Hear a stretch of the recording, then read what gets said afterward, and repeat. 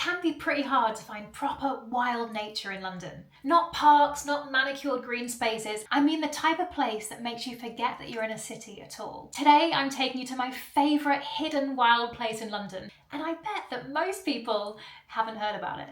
A little slice of nature in the heart of London. In this video, I'll show you around, explain why this place exists, and also why it's one of the most important pieces of urban nature in the whole city. And if that isn't enough to tempt you, there's wildlife spotting, there's camera testing, and there's quite a bit of crying as well. You'll understand why later. Here's a sneak peek of what's coming up. This is Woodberry Wetlands.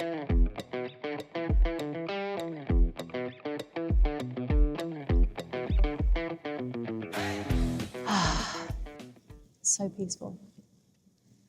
If I didn't tell you where I was, you probably wouldn't guess this was London, or that I'm just a few minutes walk from a tube station. But this is Woodberry Wetlands, one of my favourite places to come for a little bit of quiet and escape from the city. It is a tiny patch of wild in the middle of London. You honestly wouldn't know it existed if you strolled past, but here it is in all of its splendour. I am so excited to be here. It's a lovely, sunny, frosty day.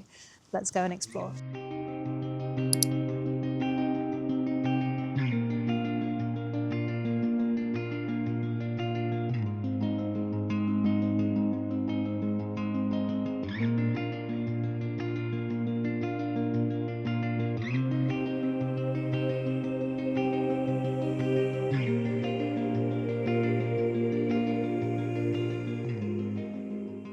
What makes it really special here is this isn't just a nature reserve, it's actually part of London's drinking water system. At its most basic level, Woodberry Wetlands is just two big reservoirs, two large bodies of water, the East Reservoir and the West Reservoir.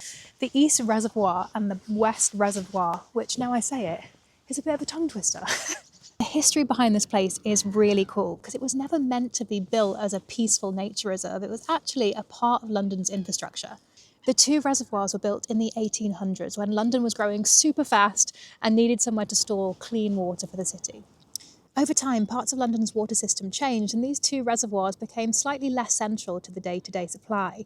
But instead of these two reservoirs shut down or built over, wildlife moved in. Birds started visiting, plants grew around the edges, insects, amphibians, whole ecosystems formed naturally around the water. And rather than removing all of that, the decision was made to protect it, which is very good news for us wildlife lovers today. Today, Woodberry Wetland is a protected nature reserve. It is technically owned by Thames Water, but it is run day to day by the London Wildlife Trust. That means it's actively looked after. Water levels, habitats, nesting areas all manage to support wildlife alongside its role as a reservoir. It's doing a big job, just a little quieter one than it used to. It opened to the public in 2016 by none other than legend David Attenborough. So there's a weird juxtaposition here of things feeling very old and historic and embedded and also feeling really new. Old infrastructure, new purpose. Let's go and explore.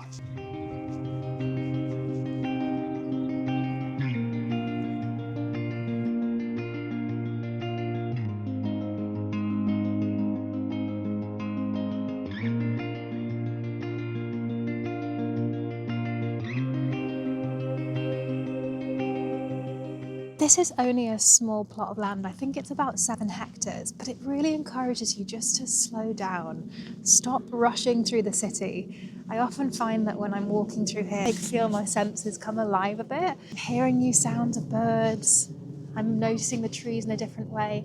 Oh my goodness, there are 2 parakeets. There are 2 parakeets, people. They're right in front of me. Can I switch the camera? Can we finally get the parakeets on camera? Oh my goodness, can you see them? This is so cool. I don't know if I got them on camera, but really hoping that you saw them. That was so cool. You never know what is around the corner. You never know what wildlife is going to surprise you. Anyway, as I was saying, it's only a small plot of land, but there's lots of things to see here. It feels like a really secret wilderness in the middle of London. It's very special. Depending on the time of year that you visit here, you'll see things like swans, tufted ducks, herons, cormorants, and sometimes parakeets, like the ones we just saw. So you can always be surprised. In terms of other stuff you might see, You can find dragonflies, insects, amphibians, even bats in the evening if that's your thing. It's a refuge for wildlife. And I'll speak for myself, but I think it's a refuge for us humans as well.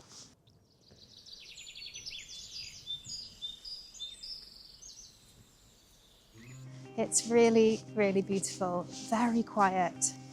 And today, the sun is shining, the frost is frosting on the ground, and it feels particularly fresh. I'm very grateful to be here, to experience everything nature has to offer in the middle of the city.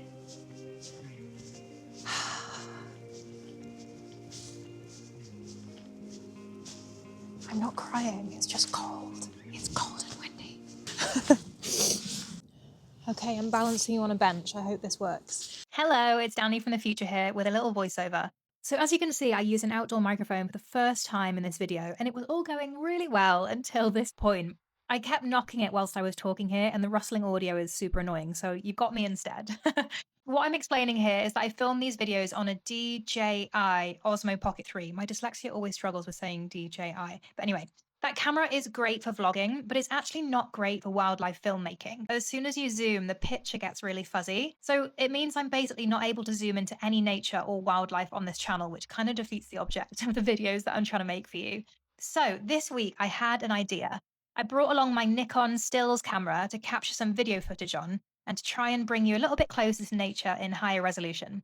I will capture the vlogging style footage like I'm doing now on my DJI, and then the close-up nature stuff I'll record on my Nikon, and then try my best to edit it all together. Okay, back to it. Anyway, if you're watching this video, please let me know what you think. I have gone to some extra effort today to try and immerse you in nature in a bit of like higher quality. So yeah, appreciate your thoughts. This could take me weeks to edit, but I love a challenge. So here we go. So these cameras are really just made for still photography. They're not made for video, but there is a video function. So let's give it a go. So we're going to press the live view feature. It's going to make a noise. And then we press the red button up top. There we go, we're recording. As simple as that. So in terms of zoom and focus, I do that on my own, which is a risky situation to be in. Let's see. The other thing is there isn't a gimbal on this camera, obviously, and I don't have a tripod. So it's going to be pretty shaky. You're going to feel like you're on a roller coaster. I am not a professional by any means. I am like the most amateur videographer ever, but I love it. I really, really love it. I'm loving learning. I'm loving learning about YouTube and making videos and editing videos, and it's bringing me a lot of joy. So thanks for joining for the ride, and apologies for like me learning whilst I'm doing these videos. We do what we can. Just trying to put some wholesome content out there on the YouTube sphere.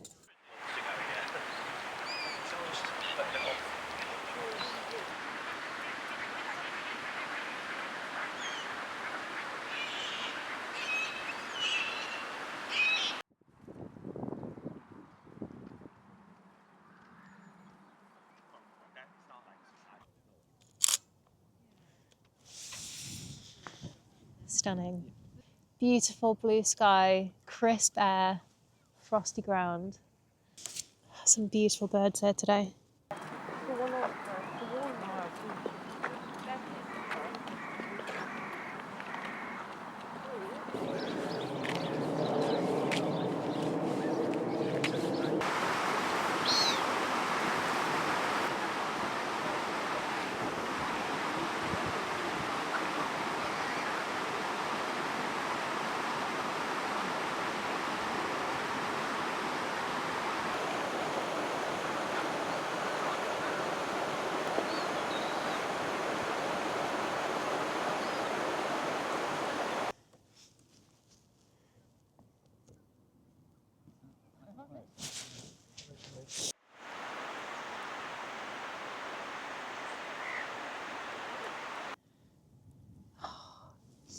It's so beautiful.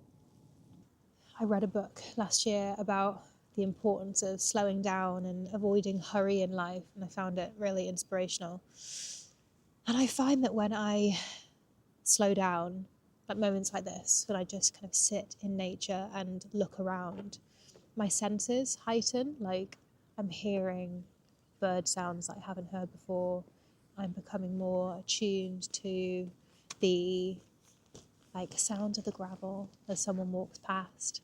around the smells and the different like layers of colour in the blue sky.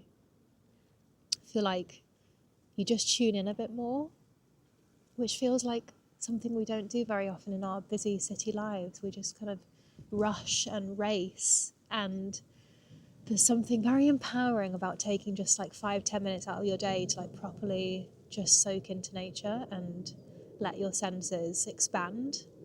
Woodberry Wetlands doesn't shout for attention. It's very quiet and small. It doesn't try to impress you.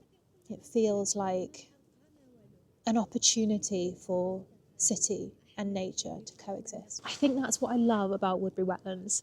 It shows that the city and nature don't have to be opposites. They can be neighbours, they can be intertwined, they can be one and work together.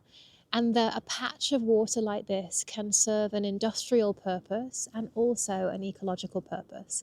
And that feels really special. Okay, my hands are getting cold. It is definitely time for a cup of tea. I'm going to head inside.